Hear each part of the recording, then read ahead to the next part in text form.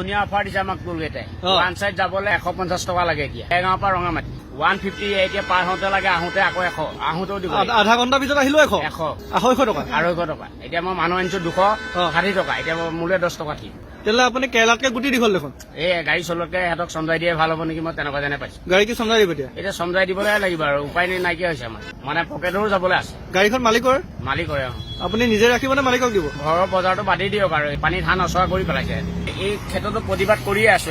ভাবিছো যে 27 তাৰিখলৈকে কি হয় চাই লওক। নহলে আমাক কৈছে যে লোকেল পাছ বনাবলৈ, আমি লোকেল পাছ বনাবলৈ ৰাজি আছো। আমাক মিলাই দিয়ক পইচাটো, আমি লোকেল পাছ বনাম বুলি কৈছো, নবনাও বুলি কোৱা নাই। তাৰ বিনিময়ত সিহঁতে এতিয়া এনেকুৱা ডকাইতি লেখীয়া কৰিছে যে নামানে, কথাই নুশুনে। আপোনাৰতো স্থানীয় মানুহ। হয়, মই দেৰগাঁৱতে, তাতো নামানে। এতিয়া মানুহখিনি নমাই দিম আৰু মই ক'ৰ পৰা দিম 200 টকা। 200 টকা মানুহ যদি 200 টকা দিম, মই পকেটৰ পইচা দিলে হ'ব।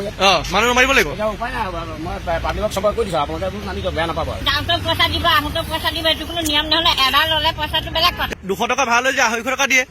থাকিব কি উপায় নাইকিয়া হৈছে। যাত্ৰীবিলাকৰ অসুবিধা হৈছে। আপোনালোকৰ আধাতে বয়সস্থ মানুহ নামিবলগীয়া হৈছে। কিমান দূৰ যাব লাগিব? এতিয়া গাড়ী নোযোৱা হৈ গ'ল। গাড়ী নোযোৱা হৈ এতিয়া আমাৰ সমস্যা হৈ গ'ল। তেওঁলোকে 200 টকাৰ সৈতে যদি 250 টকা দিবই লগা হয়, কেনেকে হ'ব? আপোনালোকৰ সমস্যা হৈছে।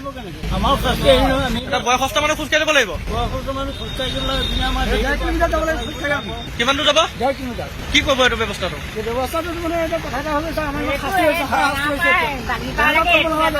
যদি 200 টকা গাড়ী ভাড়া পাই দিলে 250 দিবলগীয়া হ'লে তাত চলিব কেনেকে? ল'ৰা ছোৱালী চলাব কেনেকে? এতিয়া আপোনালোকৰ দিগদাৰ হ'ল। আমাৰ দিগদাৰ হ'ল। এতিয়া আমি কিবা কিবি বজাৰ কৰিছো, লৈ যাম কেনেকে?